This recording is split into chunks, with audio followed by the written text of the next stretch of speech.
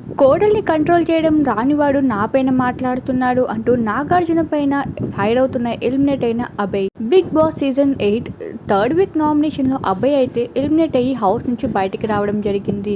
ఇప్పట్లోనే shooting ముగించుకున్న Abhay అయితే వచ్చి రావంగానే first Nagarjuna మరియు బిగ్ బాస్ పైన ఫైర్ అవుతూ కనిపిస్తున్నాడు.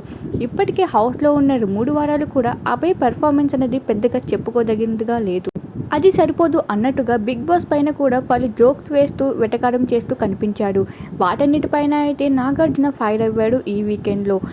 అన్ని సోది మాటలు చెప్తావు అభయ్ అంటూ రెడ్ కార్డ్ కూడా ఇచ్చేయడం జరిగింది. హౌస్ మేట్స్ రిక్వెస్ట్తో సెకండ్ ఛాన్స్ వచ్చినప్పటికీ కూడా తను ఓటింగ్స్లో లిస్ట్ ఉండడం వలన హౌస్ నుంచి బయటకే వెళ్ళిపోయాడు.